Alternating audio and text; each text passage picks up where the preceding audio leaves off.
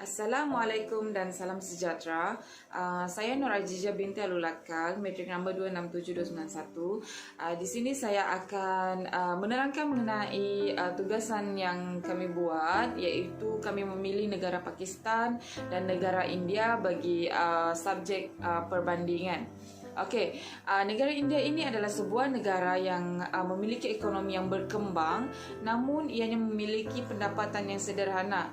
Hal ini dibuktikan apabila KDNK nominal negara menunjukkan bahawa negara India ini adalah negara yang ketiga memiliki pertumbuhan ekonomi yang membangun. Dan Tabung Kewangan Antarabangsa IMF menemukan bahawa negara India ni adalah suatu negara yang diletakkan di tempat yang ke-114 mengikut KDNK nominal dan ke-125 mengikut KDNK yang sebenar menurut pendapatan per kapita PPP IFRI 2021. Dan pada tahun 1947 ianya juga disetiarkan sebagai sebuah negara republik yang memiliki sebuah ekonomi perlindungan dengan penglibatan negara-negara yang besar dan kawalan sistem ekonomi yang membangun. Dalam pada itu juga, pada tahun 31 Mei 2022, KDNK menyatakan bahawa sebelum pandemik 2019 sehingga 2020, unjuran yang ditemui sebanyak 8.7% pada tahun 2021 sehingga 2022 dan lebih tinggi 1.5% daripada pertumbuhan KDNK yang sebenar pada tahun 2019 sehingga 2020. Keadaan ini mencerminkan bahawa momentum pertumbuhan di negara India itu lebih pantas dan menyaksikan peningkatan kadar pelaburan itu semakin meningkat. Dan pada suku keempat berbanding suku ketiga menunjukkan bahawa India ini memiliki permintaan yang serasi dan ianya sejajar dengan pembangunan ekonomi global. Okey, dalam pada itu juga seterusnya saiz pasaran di India ini dianggarkan memiliki sebanyak 232.5 triliun Amerika Syarikat, 3.12 triliun pada TK 2022. Okey, dengan lebih daripada 100 unicorn bernilai 332.7 bilion Amerika Syarikat. India juga memiliki pangkalan unicorn ketiga yang terbesar di dunia. Okey, dan ianya diberi tumpuan kepada sumber yang memperbaharui untuk menjana tenaga dan merancang untuk mencapai 40% tenaga daripada sumber bukan fosil menjelang 2030 bagi dia punya ni lah.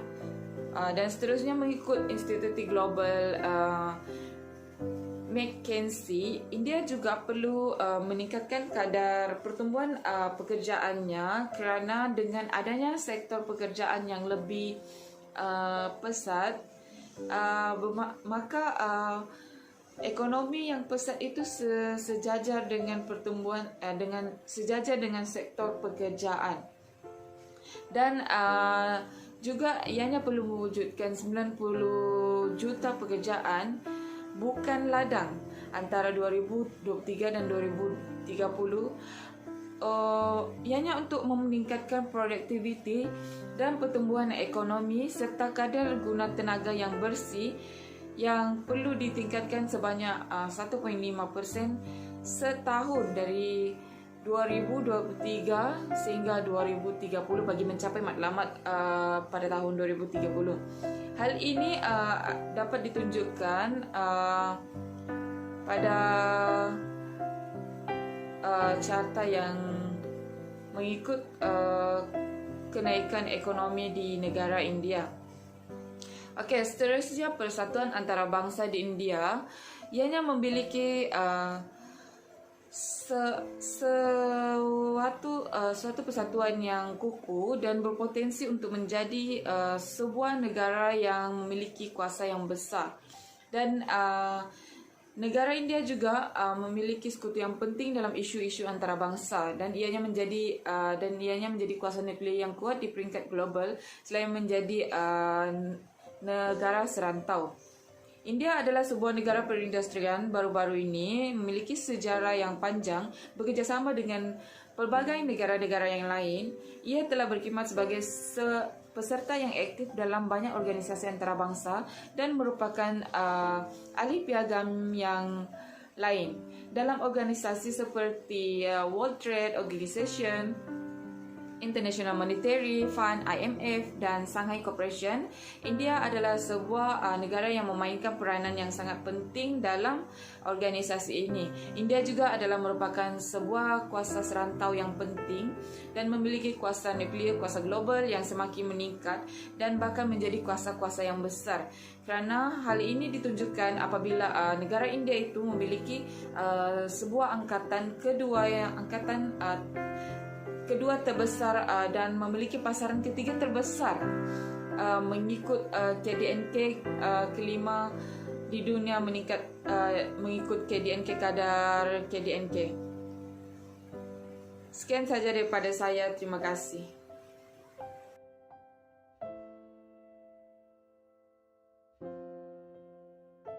Selamat sejahtera. Nama saya Siti Anak Kellen, nombor metrik 267077. Saya akan membentangkan berkenaan latar belakang Pakistan. Kajian ekonomi Pakistan. Ekonomi Pakistan dari segi sejarah mempunyai corak pembangunan yang tidak dapat diramalkan, dengan tempoh ledakan dan kegagalan yang berulang menyedihkan pertumbuhan jangka panjang sukar. Pembangunan ekonomi yang tidak berdaya maju didorong oleh cabaran struktur yang berpanjangan seperti sui yang merugikan, kedudukan waran yang lemah disebabkan kapasiti ekspor yang terhad dan pelaburan yang rendah, industri tenaga yang kurang diperbaharui, dan perbelanjaan dan pelaburan yang rendah. Sehubungan dengan isu-isu ini, kerajaan telah menumpukan pada meningkatkan kecekapan, mengurangkan kos korporat, mengukuhkan struktur kawasan, meningkatkan produktiviti dan meningkatkan pelaburan. Malah, sebelum COVID-19 memberikan kesan pada pertumbuhan ekonomi dan pengurangan kemiskinan, kerajaan mula melaksanakan pembaharuan yang meluas. Rangka kerja untuk pertumbuhan ekonomi yang lebih baik termasuk meningkatkan hal ehwal waran dan dalaman, kestabilan mata wang dan kepercayaan pemegang saham. Inflasi stabil dan kepercayaan pasaran meningkat. Perubahan ini membawa kepada pertumbuhan jangka panjang dan menamatkan corak pembangunan ekonomi negara yang tidak stabil. TK 2021 bermula di bawah malapetaka kesihatan global yang paling teruk dalam sejarah manusia. Ekonomi Pakistan telah berjuang untuk mengimbangi kesan ekonomi akibat kejutan COVID-19 dengan mengekalkan ekonomi dan melindungi nyawa serta mata pencarian. Persatuan antarabangsa. Pelan Perkongsian Nasional untuk Pakistan TK 2015 hingga 2020 dianjurkan untuk membantu negeri menangani kawasan transformasi yang paling sukar untuk mengurangkan kemiskinan dan berkongsi kekayaan. Tahun kewangan ini, Kumpulan Kerja Pakistan sedang mengusahakan CPF seterusnya.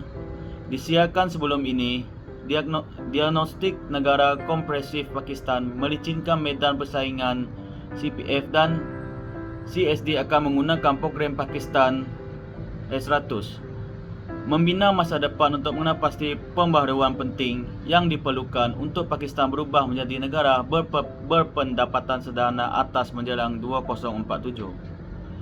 Penemuan CPF semasa ialah inisiatif WBG meningkatkan keberkesanan sektor tenaga dengan menggalakkan perubahan dan perbelanjaan untuk mengurangkan pelepasan beban, meningkatkan bekalan penjenaan kos rendah, menambah baik pengagihan, mengukuhkan takbir urus dan meminimumkan kerugian. Bantuan belanjawan, pelaburan serta kerja analisis meningkatkan persekitaran pelaburan Pakistan, pasaran pertanian dan pengeluaran dan pembinaan kemahiran. Unit pentadbiran. Entiti pentadbiran Pakistan termasuk 4 wilayah dan 1 wilayah persekutuan dengan 2 wilayah yang dipertikaikan, Punjab, Sindh, Khyber Pakhtunkhwa serta Balochistan, wilayah ibu kota Islamabad dan Azad Jammu dan Kashmir dan Gilgit-Baltistan. Dari pertempuran Kashmir pertama 1974-1948 sebagai sebahagian daripada pertikaian Kashmir dengan India yang bersebelahan, Pakistan telah mengisytiharkan pemilikan ke atas kawasan yang dikuasai India di Jammu dan Kashmir dan Ladakh. Walaupun ia tidak pernah menggunakan kawalan kerajaan ke atas mana-mana wilayah. Semua wilayah dan wilayah Pakistan dibahagikan kepada bahagian yang kemudiannya dibahagikan kepada daerah tehsil dan akhirnya Majlis Kesatuan. Bahagian pentadbiran India ialah bahagian pentadbiran subnasional India. Mereka terdiri daripada struktur hierarki bahagian pentadbiran yang bersalang di dalam satu sama lain.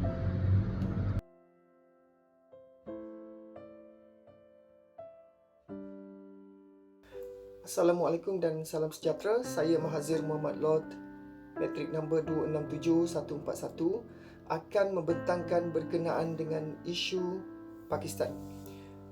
Di Pakistan, seseorang sering menghadapi batasan sosial, keluarga, sosial dan psikologi. Sejak penubuhan negara pada tahun 1947, Pakistan telah menangani isu-isu kemasyarakatan seperti buta huruf, kemiskinan, pengangguran, penduduk yang berlebihan, buruh bayi, infrastruktur kesihatan yang kurang, ketidakadilan serta ketidakstabilan kewangan. Dari segi kadar celik huruf, Pakistan berada di kedudukan ke-138. Undang-Undang Negara Islam Pakistan berkata, negara Pakistan mesti menghapuskan buta huruf dan menawarkan pendidikan wajib percuma kepada setiap kanak-kanak.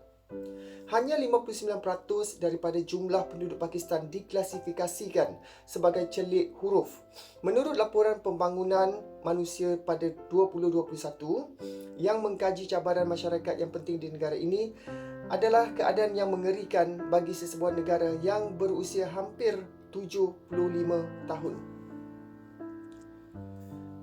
Isu kemiskinan pula adalah salah satu masalah yang paling biasa dihadapi di semua negara.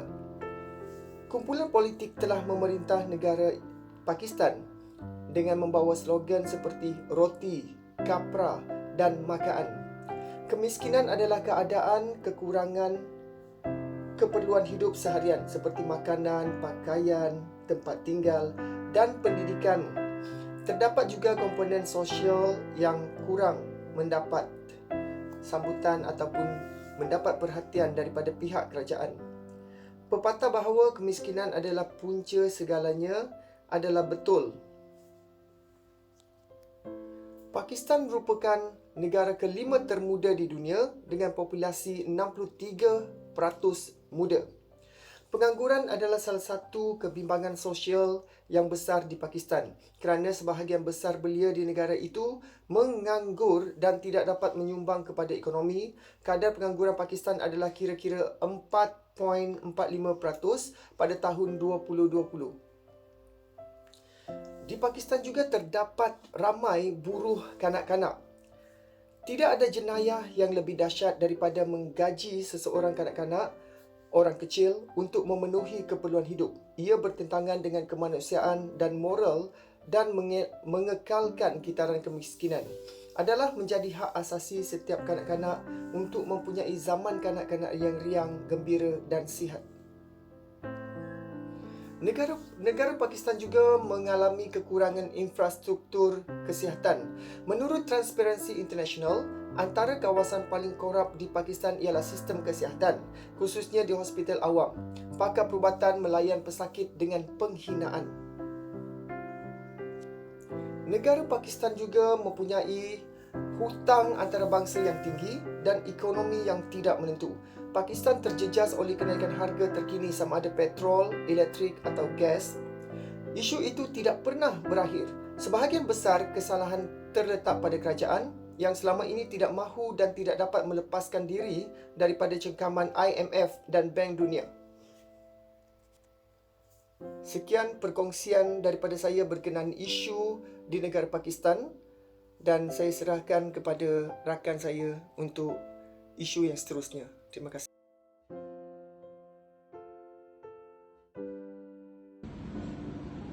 Assalamualaikum warahmatullahi wabarakatuh dan salam sejahtera.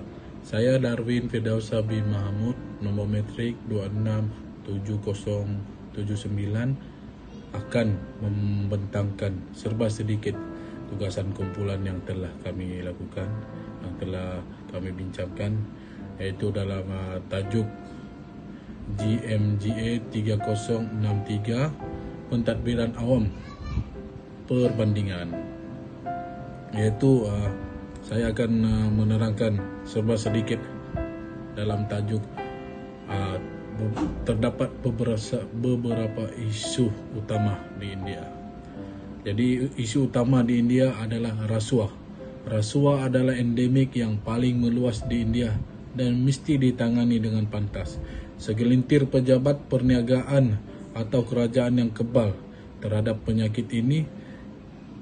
Tiada siapa tahu berapa banyak kerugian ekonomi rakyat India. Tidak boleh didapati kekurangan apabila tiba masanya untuk bertindak. Isu seterusnya yaitu isu buta huruf. Kadar buta huruf di negara India adalah menakutkan. Pada tahun 2011, 74,04% individu celik huruf.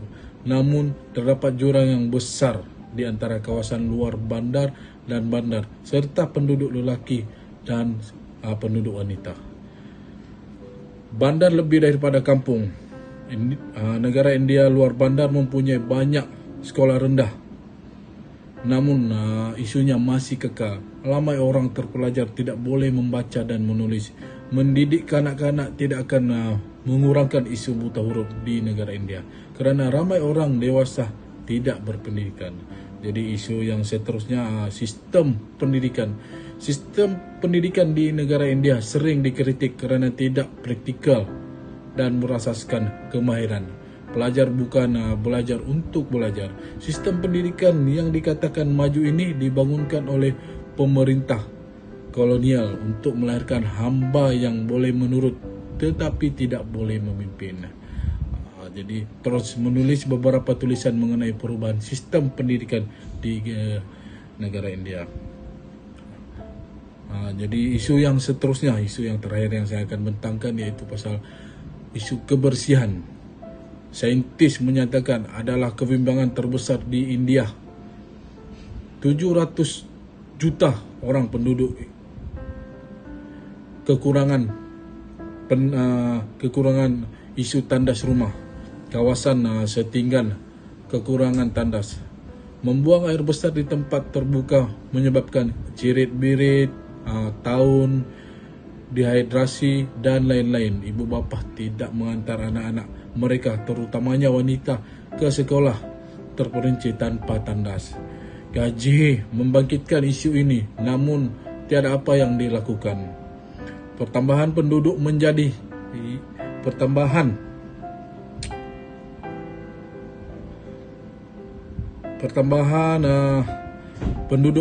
kebimbangan utama.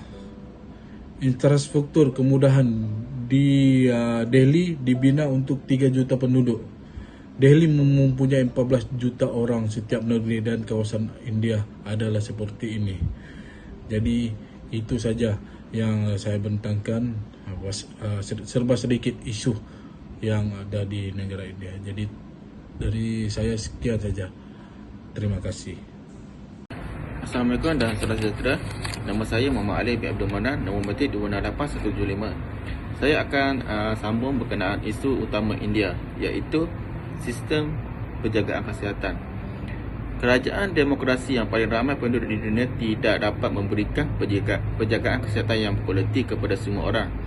Semua kemudahan pelancongan yang perubatan India tidak boleh diakses oleh penduduk tempatan yang miskin. Di India, pertanian, infrastruktur dan IT adalah lebih penting daripada penjagaan kesihatan. Di luar bandar India, kekurangan sumber menyebabkan kebanyakan kesukaran. 50% daripada kampung tidak mempunyai akses kepada penjagaan kesihatan. Kematian bayi adalah 34 bagi setiap 1000 kelahiran yang hidup. Kekurangan nutrisi membantukan perkembangan 50% bayi baru lahir. Dan di India, 36% orang India tidak mempunyai akses untuk ketandas. Kemiskinan. Kadar kemiskinan India jatuh daripada 37% pada tahun 2004 dan 2005 kepada 22% pada 2011 dan 2012. 1 daripada 5 orang India hidup dalam kemiskinan teruk pada 2011 dan 2012. Jam kemiskinan dunia meramalkan ini akan menurun kepada 5% menjelang 2022. Angka Bank Dunia menunjukkan 43% daripada mereka miskin adalah kasta terjadual atau suku terjadual. Seterusnya, pencemaran. India juga menghadapi masalah pencemaran dan alam sekitar. India mempunyai lebih banyak kecil wujud dilakukan setiap hari. Namun pencemaran mengancam tanah, sumber jadi dan biodiversiti. Kumbah yang tidak dirawat mencemarkan air. Ganga dan Yamuna adalah sungai paling tercemar di India. Begitu juga dengan sungai lain di bandar. Pembinaan dan pengangkutan menyumbang kepada pencemaran bandar. India mestilah berkembang secara mampan. Bewadi, Ghaziabad dan New Delhi adalah antara bandar paling tercemar di dunia. Menurut penyelidikan 2021, statistik ini menakutkan dan kerajaan mesti bertindak cepat untuk melindungi kesihatan penduduk. Seterusnya, keselamatan. Lelaki dan wanita mempunyai peluang yang sama. Namun, India ketinggalan dalam kebebasan dan keselamatan wanita. Penderaan rumah tangga, rogo dan gambaran media terhadap wanita mesti ditangani dengan segera. Seterusnya, infrastruktur. India perlu menambah baik jalan raya, perumahan, air sanitasi, penjagaan kesihatan asas dan sebagainya. Bajet Union 2021 memperuntukkan Rs233.83 crore untuk menambah baik pengangkutan. Di samping itu, kerajaan India memperluaskan saluran paip infrastruktur nasional dan melabur 1 trilion dalam infrastruktur. Seterusnya, pengangguran. Pengangguran belia berleluasa di India. India perlu mewujudkan lebih banyak pekerjaan kerajaan dan sektor awam untuk menghapuskannya. Sekian, terima kasih.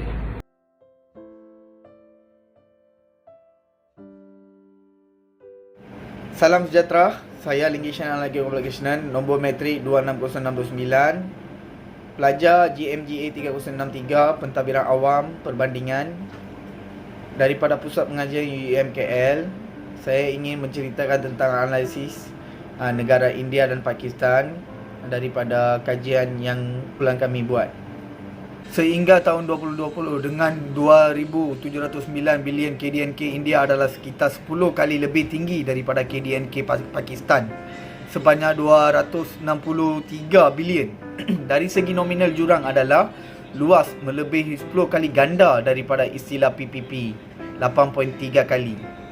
India ialah ekonomi kelima terbesar di dunia dalam kaedah nominal dan ekonomi ketiga terbesar dalam kaedah PPP. Kedudukan nominal Pakistan ialah 48 dan kedudukan PP India 24.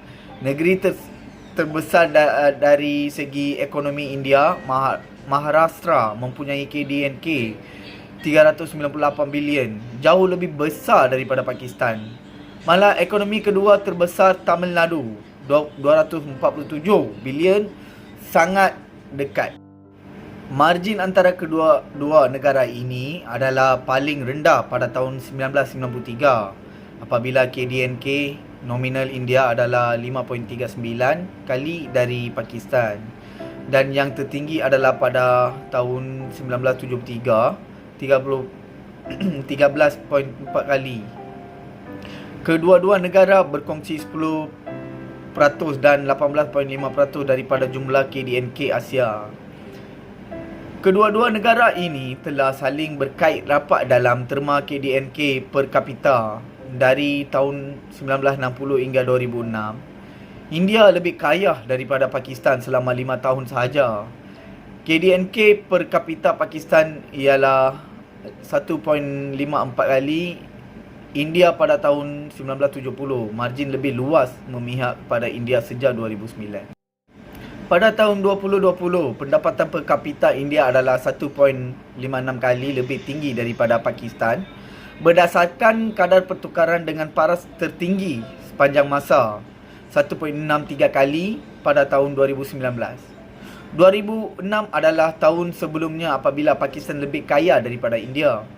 Kedua-dua negara ini berada dalam kedudukan yang sangat rendah dalam kedudukan KDNK per kapita dunia. Pangkat India ialah 147 nominal dan 130 PPP. Pangkat dunia Pakistan ialah 160 nominal dan 144 PPP. Daripada 33 negeri UT India, 28 negeri UT lebih kaya daripada Pakistan. Sekian, terima kasih.